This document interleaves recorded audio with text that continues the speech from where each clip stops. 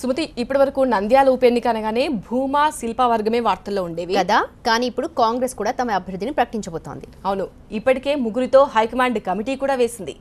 వారు ముగ్గురే అభ్యర్థి పేరు ఖరారు చేస్తారు. విజయం సాధించకపోయినా కనీసం ఎవరో ఒకరిని ఓడించేందుకైనా కాంగ్రెస్ పోటీ పనికొస్తుందనే కామెంట్స్ వినిపిస్తున్నాయి. ఆంధ్రప్రదేశ్ విభజనతో గత ఎన్నికల్లో ఏపీ కాంగ్రెస్ ప్రతిష్ట పాతాళానికి దిగజారిపోయింది. పోయిన పరువు కాపాడుకునేందుకు గడిచిన 3 ఏళ్లుగా కాంగ్రెస్ అనేక రూపాల్లో ప్రయత్నాలు కొనసాగిస్తోంది. ఇంతకాలానికి నంద్యాల రూపంలో ఒక ప్రత్యక్ష ఎన్నికల్లో పాల్గొనే అవకాశం కాంగ్రెస్కు లభించింది. ఏపీలో టీడీపీ ప్రభుత్వం ఏర్పడిన తర్వాత ఇంతవరకు ప్రత్యక్ష పోటీ జరిగినా ఉప ఎన్నికలు జరగలేదు. తొలిసారి కర్నూలు జిల్లా నంద్యాల అసెంబ్లీ సీటుకు ఉప ఎన్నిక జరగబోతోంది. ఎన్నికలకు ఇంకా 3-4 నెలలు గడువున్నా అధికార టీడీపీ, ప్రతిపక్ష వైసీపీ తమ అభ్యర్థులను ప్రకటించాయి. మరోవైపు కాంగ్రెస్ కూడా నంద్యాలలో పోటీ చేసేందుకు రెడీ అవుతోంది. ఏపీ పీసీసీ చీఫ్ రఘువీర తాము కూడా తప్పకుండా పోటీ చేస్తామని చెప్పారు. ఎలక్షన్లో పోటీ ఎందుకు చేయము ఉంటాను, దాని గురించి నెలల వాళ్ళకి భయం ఉంది కాబట్టి, ప్రజల మీద విశ్వాసం లేదు కాబట్టి, ప్రజల మీద నమ్మకం లేదు కాబట్టి ఈరోజు ప్రజలను భయపెట్టి భయభ్రాంతులు చేసి దౌర్జన్యం చేసి ఒక ముఖ్యమంత్రి స్థాయిలో చేసే పరిస్థితి కనిపిస్తుంది. అవసరం మాకు లేదు. ప్రజల అజెండానే ముందుకు తీసుకెళ్తాం. ఆ నోటిఫికేషన్ వచ్చినప్పుడు ఖచ్చితంగా ఎలక్షన్లో కాంగ్రెస్ పార్టీ ఎందుకు పోటీ చేయదు, తప్పకుండా ఉంటుంది ఎప్పుడు కూడా. ప్రత్యేక హోదా తదితర అంశాలపై పోరాడుతూ ప్రజల్లోకి వెళ్తున్న కాంగ్రెస్ తన సత్తా ఏమిటో నంద్యాలలో తెలుసుకోవాలనుకుంటోంది. అభ్యర్థిని ఎంపిక చేసేందుకు ఢిల్లీ పెద్దలు ముగ్గురితో ఒక కమిటీ వేశారు. ఏపీసీసీ చీఫ్ రఘువీర, మాజీ కేంద్ర మంత్రి కోట్ల సూర్యప్రకాష్ రెడ్డి, జిల్లా కాంగ్రెస్ ఇన్ఛార్జి తులసిరెడ్డి ఆ కమిటీలో ఉన్నారు. సీనియర్ నేత బొజ్జ వెంకటరెడ్డి కుమారుడు దశరథరామిరెడ్డి పేరును కాంగ్రెస్ కమిటీ పరిశీలిస్తున్నట్లు తెలుస్తోంది. అయితే టీడీపీ, వైసీపీలు రెండూ కూడా రెడ్డి సామాజిక వర్గానికి చెందిన వారిని నిలబెడుతున్నందున తమ పార్టీ తరపున మైనార్టీ అభ్యర్థిని బరిలోకి తింపితే ఎలా ఉంటుందనే ఆలోచన కూడా చేస్తున్నారు. నంద్యాలలో మైనార్టీల ఓట్లు కీలకం. అత్యధిక ఓట్లు వారివే ఉన్నాయి. అందువల్ల మైనార్టీ అభ్యర్థిని నిలిపితే పరిస్థితి మెరుగుపరుచుకోవచ్చని కూడా కాంగ్రెస్ నేతలు భావిస్తున్నారు. ముగ్గురు నేతల కమిటీ ఒక పేరును ఖరారు చేస్తే ఆ పేరునే హైకమాండ్ ప్రకటిస్తోంది. నంద్యాలలో విజయం సాధిస్తామన్న నమ్మకం కాంగ్రెస్ కు ఎలాగూ లేదు. కానీ పోటీ చేస్తే ప్రజల్లో ఉన్న వ్యతిరేకత ఎంతవరకు తగ్గిందనే అంచనాకు పనికొస్తుందని అనుకుంటున్నారు. ఒక పక్క అధికార తెలుగుదేశం, మరోపక్క ప్రధాన ప్రతిపక్షం వైసీపీ అభ్యర్థులు హోరాహోరీగా తలపడుతున్నారు. వీరిద్దరి మధ్య బరిలో ఉంటే విజయాన్ని నిర్ణయించే శక్తిగా కాంగ్రెస్ నిలవబోతోంది. గెలవకపోయినా ఎవరో ఒకరిని ఓడించేందుకు కాంగ్రెస్ పనికొస్తుందనే కామెంట్స్ వినిపిస్తున్నాయి. గెలుపు ఎవరిని వరిస్తుందో, ఎవరు ఓటమి బాట పడతారో కాంగ్రెస్ అభ్యర్థి నిర్ణయించే అవకాశం ఉందని భావిస్తున్నారు. ఇప్పుడు నంద్యాలలో కాంగ్రెస్ అభ్యర్థి ఎవరనే దానిపై ఆసక్తికర చర్చలు సాగుతున్నాయి. నంద్యాల ఉప ఎన్నిక వ్యవహారం అధికార ప్రతిపక్షాల మధ్య వాగ్యుద్ధానికి దారితీస్తోంది. అదే సమయంలో నంద్యాల మున్సిపాలిటీలో అభివృద్ధి పనులు పరుగులు తీస్తూ ఉన్నాయి. అభివృద్ధి పనుల మీదే రెండు పార్టీలు పరస్పరం విభేదించుకుంటూ ఉన్నాయి. కర్నూలు జిల్లా నంద్యాల అసెంబ్లీ సీటుకి ఉప ఎన్నిక జరగాల్సిందే. ఎన్నికల సంఘం ఇంకా షెడ్యూల్ ప్రకటించకపోయినా ప్రధాన పార్టీలు తమ అభ్యర్థుల పేర్లు మాత్రం ప్రకటించేశాయి. ఇక అధికార తెలుగుదేశానికి ప్రభుత్వం అండగా ఉంది. నంద్యాల మున్సిపాలిటీలో అభివృద్ధి పనుల్ని పరుగులు తీయిస్తోంది. ఇందుకోసం 1300 కోట్లు విడుదల చేసింది ప్రభుత్వం. భూమా నాగిరెడ్డి ఉన్నప్పుడు ఏ పనులు చెయ్యాలి అనుకున్నారో అవే పనులు చకచకా జరుగుతున్నాయి. రోడ్ల వెడల్పు, తాగునీరు, డ్రైనేజీ, పక్కా ఇళ్ల నిర్మాణం వేగమందుకున్నాయి. 13,000 ఇళ్ల నిర్మాణానికి ముఖ్యమంత్రి చంద్రబాబు స్వయంగా శంకుస్థాపన చేశారు. మొత్తం 1300 కోట్ల పనులు 120 రోజుల్లో పూర్తి కావాలని డెడ్లైన్ విధించారు ముఖ్యమంత్రి. ఇందుకోసం మున్సిపల్ శాఖ మంత్రి నారాయణను ఇన్ఛార్జిగా నియమించారు. దగ్గరుండి సమన్వయం చేసుకుంటూ పనులు పూర్తి చేయాలని ఆదేశించారు.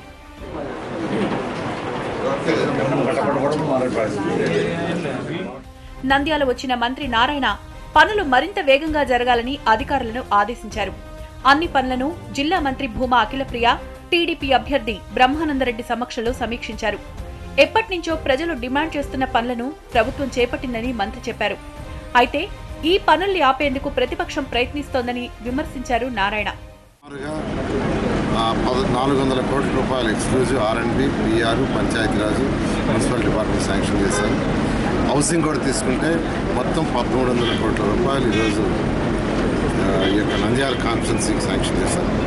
ఇది సంక్షేమ పథకాలు కాకుండా కేవలం పంచాయతీరాజు, R&B, మున్సిపాలిటీ, RWS ఈ డిపార్ట్మెంట్కి ప్లస్ హౌసింగ్ 1300 కోట్లు చేశారు. ఇవన్నీ కూడా ఒక టార్గెట్ ఇచ్చారు.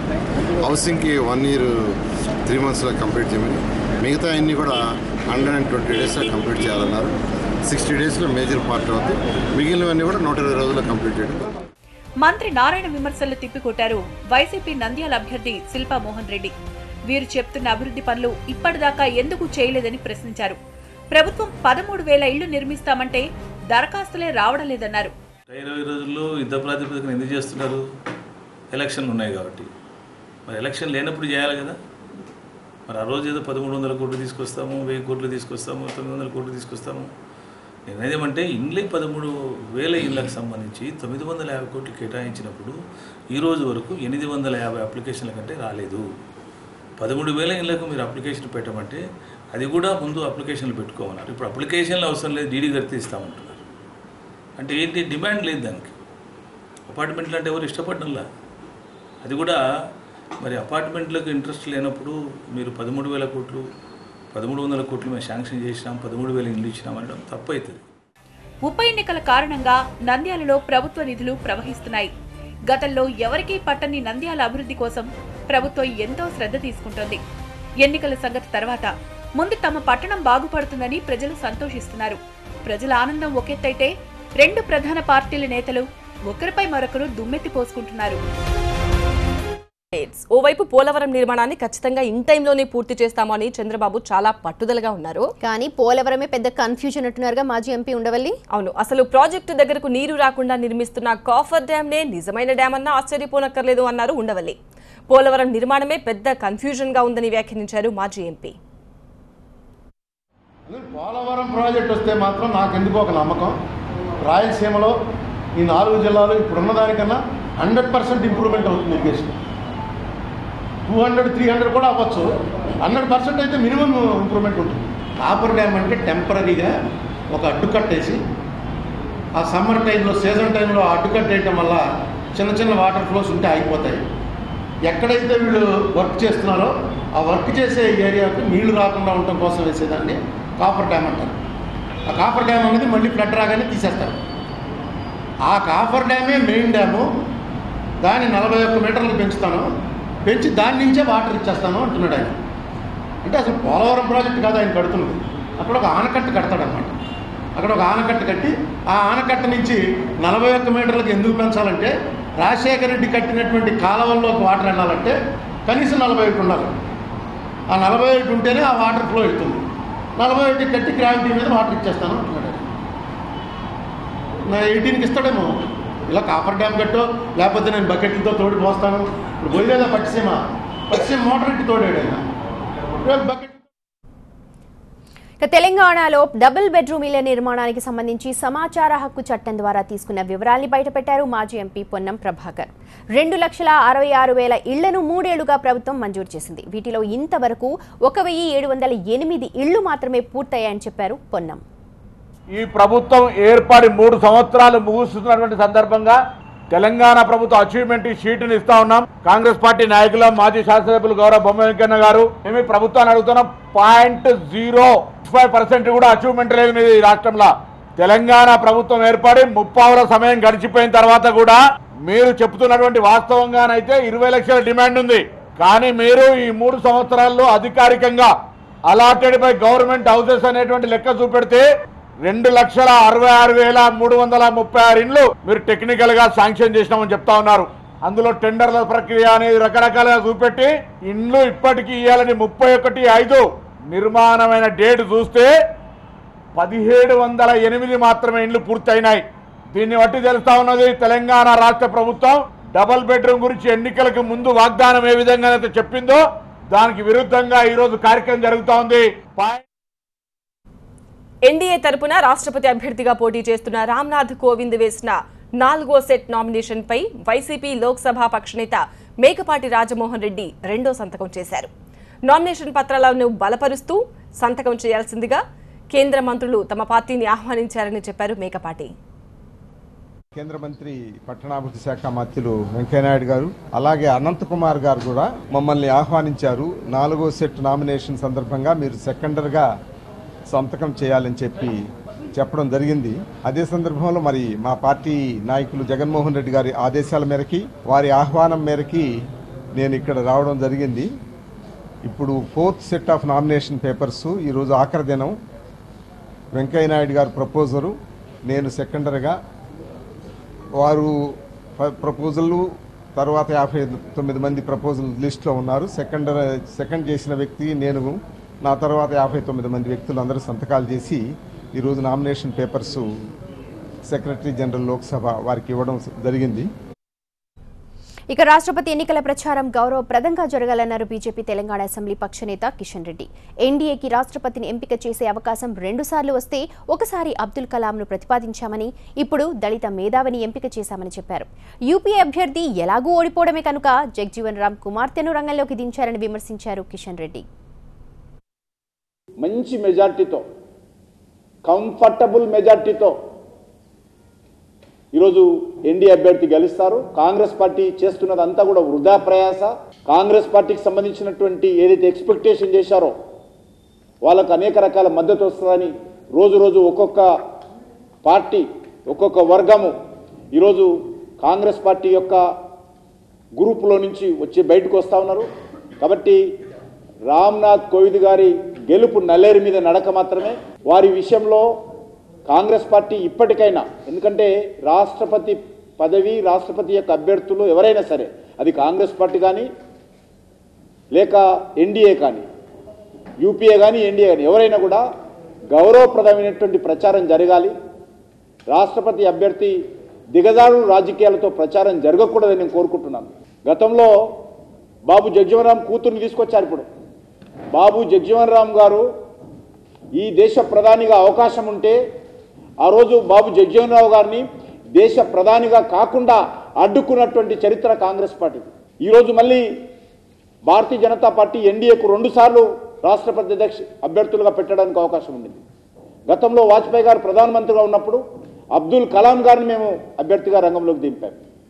ఈరోజు మళ్ళీ అవకాశం వచ్చినప్పుడు ఒక దళిత మేధావి అయినటువంటి రామ్నాథ్ కోవింద్ గారిని అభ్యర్థిగా రంగంలో దించాం. అదే యూపీఏకు గతంలో 2 సార్లు అవకాశం వచ్చింది రాష్ట్రపతి అభ్యర్థిగా. ఎవరిని పెట్టారు వాళ్ళు? ఈరోజు నీతులు వలుపుతా ఉన్నారు. 2 సార్లు వాళ్ళకు అవకాశం వచ్చింది. ఒకసారి ప్రతిభా పాటిల్ని చేశారు, మరొకసారి ఇప్పుడున్నటువంటి రాష్ట్రపతి గారిని చేశారు. కాబట్టి మళ్ళీ ఇప్పుడు ఓడిపోతప్పుడు మాత్రము దళిత అభ్యర్థిని అని చెప్పి కాంగ్రెస్ పార్టీ రంగంలో దిగింది. గెలిచేటప్పుడు మాత్రం దళితులు జ్ఞాపకం రాలే. స్మృతి, మియాపూర్ భూముల రగడ హస్తినకు చేరినట్టుంది ఇప్పుడు. అవును, మియాపూర్ భూముల అక్రమాలపై సిబిఐ దర్యాప్తుకు డిమాండ్ చేశారు తెలంగాణ కాంగ్రెస్ చీఫ్ ఉత్తమ్ కుమార్ రెడ్డి. ఈ మేరకు సిపిఐ నేతలతో కలిసి కేంద్ర హోంమంత్రి రాజ్నాథ్ సింగ్ ను కలవడానికి ప్రయత్నించారు. అయితే రాజ్నాథ్ అపాయింట్మెంట్ ఇవ్వకపోవడంతో తెలంగాణ భూముల వ్యవహారంపై ఓ లేఖ రాయడానికి నిర్ణయించుకున్నారు. తెలంగాణ రాష్ట్రంలో అన్ని పార్టీల తరఫు నుంచి ఈ భూ కుంభకోణంపై భారత హోంమంత్రికి రిప్రజెంటేషన్ ఇచ్చే క్రమంలో ఇక్కడికి రావడం జరిగింది.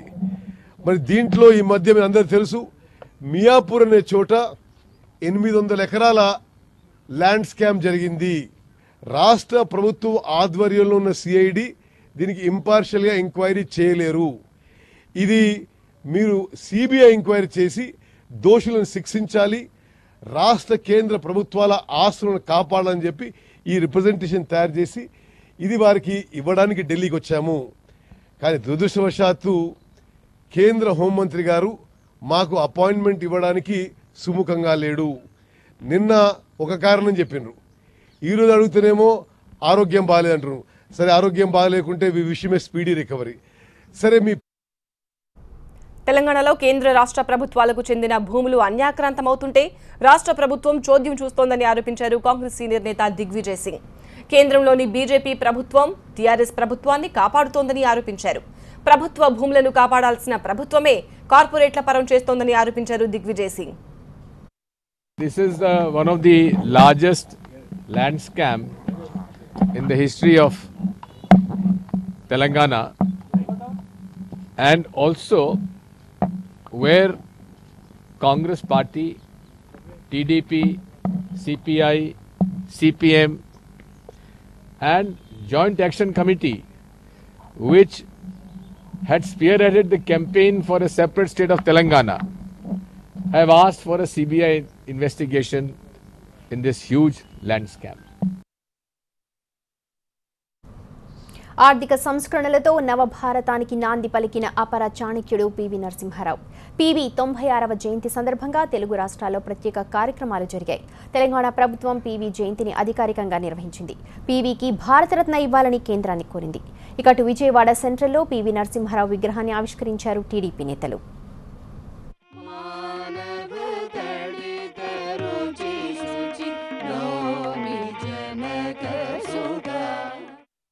తెలుగు రాష్ట్రాల ప్రజలు పివి నరసింహారావుకు ఘనంగా నివాళులర్పించారు. హైదరాబాద్లోని పివి ఘాట్లో నేతలు మాజీ ప్రధానికి నివాళులర్పించారు. తెలంగాణ ప్రభుత్వం ఆధ్వర్యంలో పివి ఘాట్లో జరిగిన కార్యక్రమానికి హోంమంత్రి నాయిని నరసింహారెడ్డి హాజరయ్యారు. నవీన ఆర్థిక సంస్కరణలతో దేశాన్ని అభివృద్ధి పథంలో నడిపించిన పివికి భారతరత్న ఇవ్వాలని కేంద్రానికి విజ్ఞప్తి చేశారు. ఆయనకు భారతరత్న ఇచ్చి మరి ఆయన పేరును భారతదేశంలో చిరస్థాయిగా ఉండేటట్టు చేయాలని చెప్పని కేంద్ర ప్రభుత్వాన్ని కోరుతూ పివి సేవలను ఈ దేశం ఎప్పటికీ మరిచిపోదన్నారు బీజేపీ తెలంగాణ అధ్యక్షుడు లక్ష్మణ్. పివికి భారతరత్న ఇచ్చే అంశాన్ని కేంద్రం పరిశీలిస్తుందన్నారు. కేంద్రంలో నరేంద్ర మోడీ ప్రభుత్వం వచ్చిన తర్వాత వెంకయ్యనాయుడు గారు కేంద్ర మంత్రిగా చొరవ తీసుకొని ఒక తెలుగువాడిగా మనమందరం కూడా గర్వపడే రీతిలో దేశానికి వన్నె తెచ్చిన వ్యక్తిని మరి ఆ రకంగా ఢిల్లీలోనే ఏక్తా స్థల్ ఒకటి నిర్మాణం చేసి ఒక మరి భక్తి కేంద్రంగా ఒక స్మృతి చిహ్నంగా ప్రభుత్వం ద్వారా మరి ఈరోజు లాంఛనంగా ప్రారంభం చేసుకోవడం కాకుండా భవిష్యత్తులో కూడా వారికి ఇంకా అనేకమైనటువంటి భారతరత్న మొదలుకొని ప్రభుత్వం తప్పకుండా పరిగణలోకి తీసుకుంటుంది. ఈ రాష్ట్రంలో కూడా ఈ ప్రాంతంలో అటు గాంధీ భవన్లో పివికి నివాళులర్పించారు కాంగ్రెస్ సీనియర్ నేతలు. భారతదేశం అగ్రదేశాలతో పోటీ పడుతోందంటే అందుకు పివి ప్రవేశపెట్టిన సంస్కరణలే కారణమన్నారు కాంగ్రెస్ సీనియర్ నేత మల్లు రవి. ఈనాడు ప్రపంచ ఆర్థిక వ్యవస్థలో అమెరికాతో పోటీ పడే స్థాయికి భారతదేశం వచ్చిందంటే పివి నరసింహారావు గారు తీసుకొచ్చినటువంటి ఆర్థిక సంస్కరణలే. అటు ఆంధ్రప్రదేశ్లో పివి జయంతి వేడుకలు జరిగాయి. విజయవాడ సెంట్రల్లో పివి విగ్రహాన్ని ఆవిష్కరించారు స్థానిక ఎమ్మెల్యే బోండా ఉమ. ఏపీ బ్రాహ్మణ కార్పొరేషన్ చైర్మన్ వేమూరి ఆనంద సాయి తదితరులు పివి సేవలను కొనియాడారు.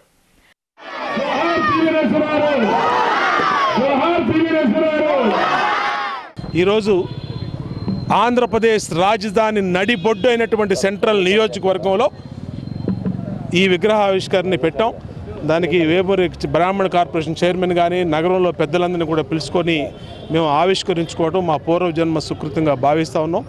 తెలుగు జాతి ఉన్నంత వరకు పివి నరసింహారావు సేవల్ని ఎప్పుడు కూడా పివి నరసింహారావు సేవల్ని కానీ పివి నరసింహారావు మేధాతనం కానీ ఎప్పుడు కూడా ఈ తెలుగు జాతి మర్చిపోలేదని కూడా ఆయనకి ఘన నివాళులు అర్పిస్తూ 17 భాషల్లో అనర్గళంగా మాట్లాడగలిగినటువంటి శక్తి సంపన్నుడు, దేశానికి దశ నిర్దేశనం చేయగలిగినటువంటి శక్తి సంపన్నుడు, అటువంటి మహనీయుడిని ఈ రోజున మనం బోండా ఉమాగారి ఆధ్వర్యంలో వారి స్వహస్తాలతో ఆ విగ్రహాన్ని తయారు చేయించి వారి విగ్రహావిష్కరణ ఆ కార్యక్రమంలో నేను పాల్గొనటం ఇది బ్రాహ్మణులందరికీ కూడా శుభదినంగా నేను తెలియజేస్తున్నాను.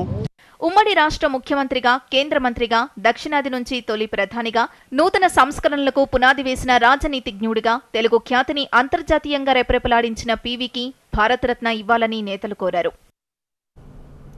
అసహనం దాడులు, బీఫ్ తింటే హత్యలు చేయడాన్ని నిరసిస్తూ దేశవ్యాప్తంగా ఆందోళనలు ఊపందుకున్నాయి. హైదరాబాద్ ట్యాంక్ బండ్ పై ఇవాళ భారీ ర్యాలీ జరిగింది. నాట్ ఇన్ మై నేమ్ పేరుతో ఈ ఆందోళన కార్యక్రమాన్ని నిర్వహించారు. ఈ నెల 23న ఢిల్లీ శివార్లలో జునైద్ అనే బాలుడిని దారుణంగా హత్య చేయడాన్ని నిరసిస్తూ జరిగిన నిరసనలో మేధావులు, హక్కుల సంఘాల కార్యకర్తలు పాల్గొన్నారు.